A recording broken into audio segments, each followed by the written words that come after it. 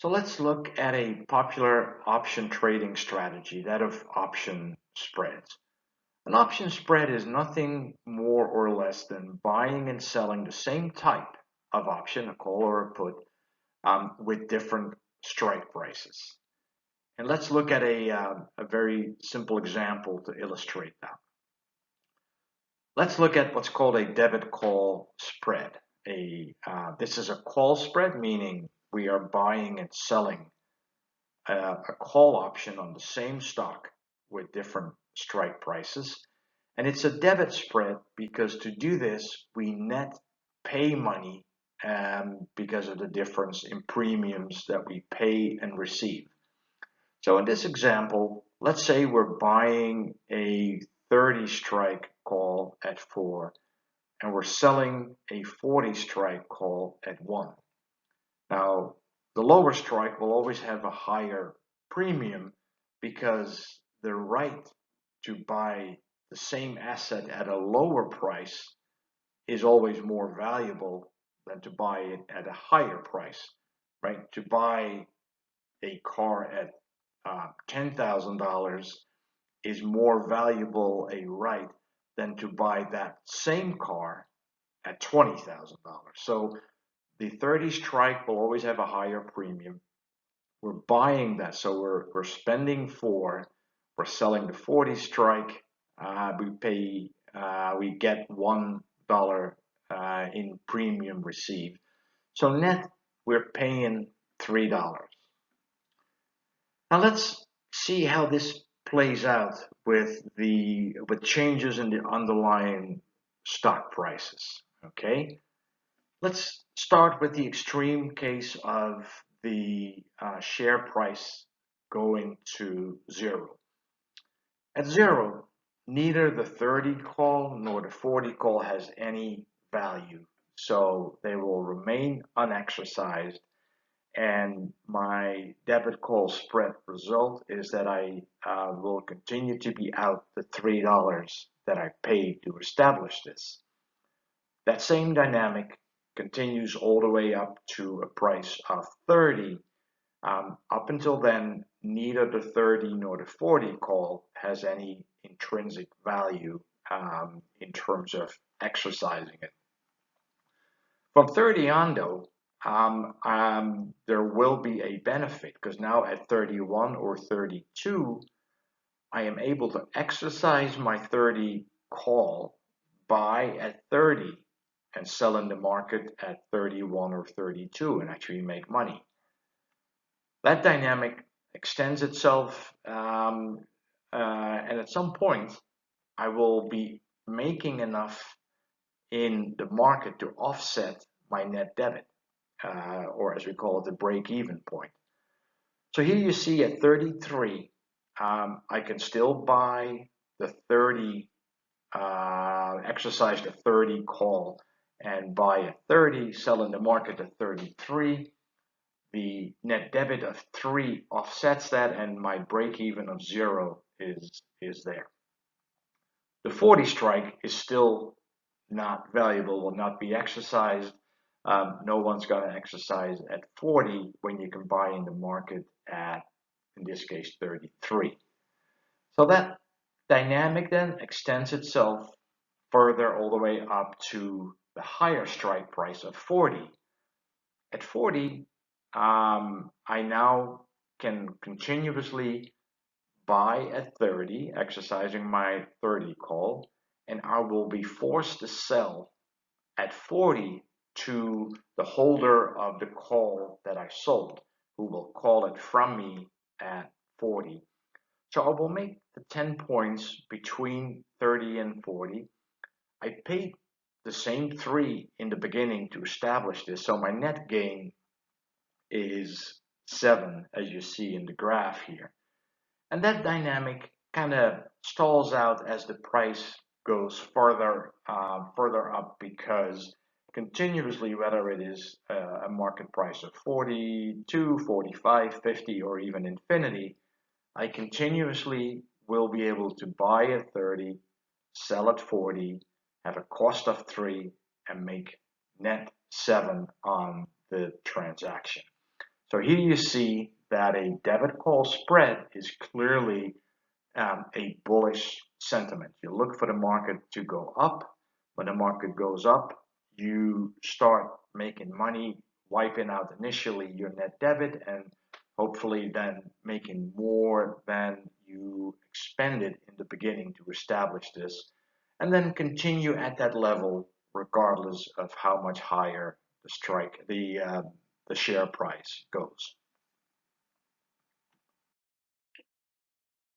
Now let's look at another type of option spread. As we said before, option spreads are basically buying and selling of the same type, a call or a put on the same underlying stock with a difference in strike prices. In this case, let's look at a credit call spread. So we're buying and selling a call that generates for us a net credit. What that means if we go with the same strike prices that we looked at in the debit call example, you'll see that we would be selling the 30 strike, the lower strike price, and we're buying the 40 strike at the lower premium. So receiving $4 for selling the 30 call, paying $1 for buying the 40 call means we have a net credit of $3 that we receive in establishing this position. So now let's look at what happens when the underlying share price starts moving. Again, let's start with the extreme version of the share price being all the way down to zero. At zero, neither the 30 nor the 40 call will be exercised. It would make no sense to exercise and buy at 30 or 40 when the market price is at zero. So the holder of the credit call spread will retain the net premium of 3. No option will be exercised and everything stays as it is. That dynamic continues all the way up to a share price of 30, where still neither option is exercised and the credit call spread holder retains the premium.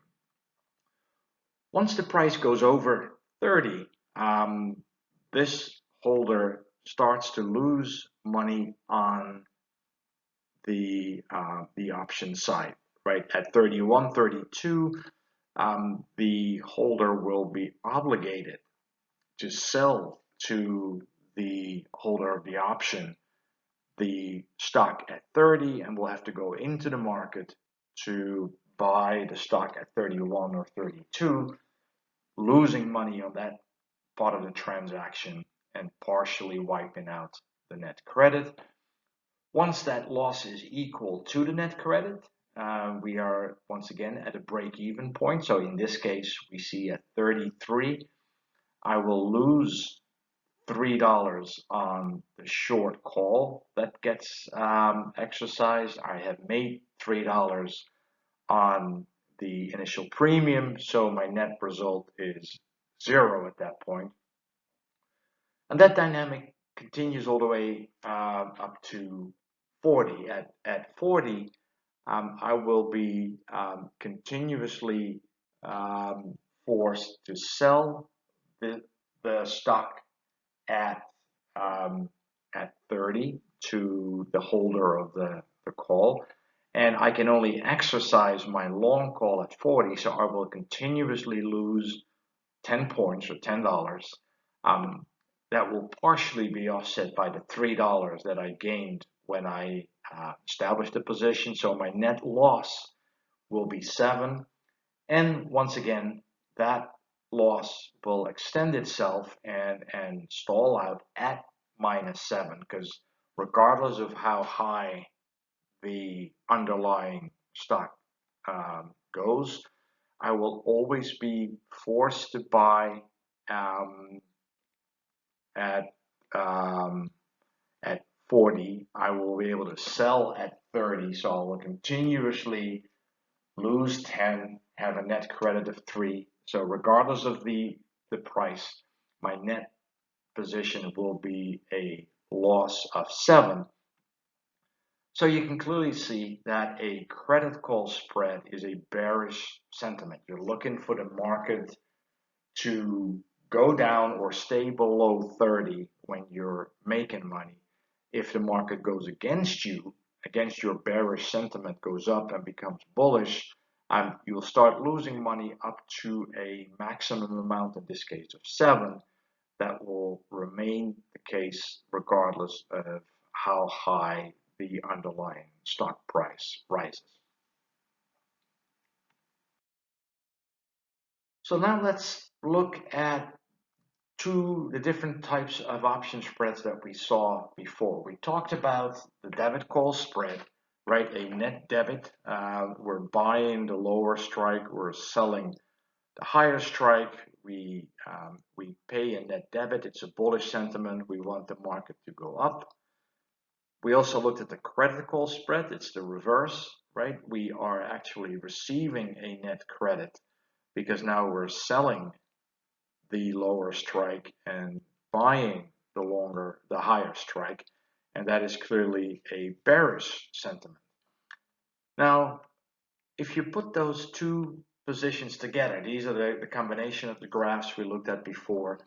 You saw that on the credit call spread, the holder of that spread is making the $3 net credit when the stock price is at 0. Similarly, the debit call spread holder is losing or paying 3.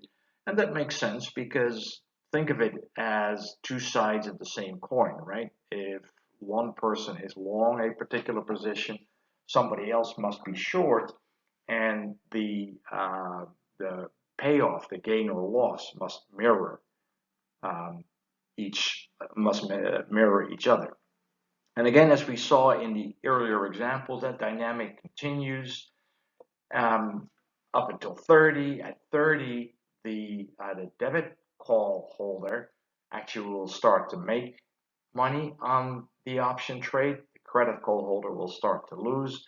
And lo and behold, they will both end up at the same break even of 33. And again, that makes sense because if each side is a mirror image of the other, a break even at 33 for one side must, by definition, mean a break even of 33 for the other side. And again, if we extend that dynamic, we see the same dynamic going all the way up to 40. Again, the mirror image of the debit and the credit call spread, which now makes sense because we know that one person's gain literally is another person's loss. And by the same token, we see that that dynamic then holds true regardless of how much higher the underlying stock price goes. So we see that the same $7 that was earned when the stock price went over 40 for the debit call spread holder is the same $7 that the credit call spreader is losing.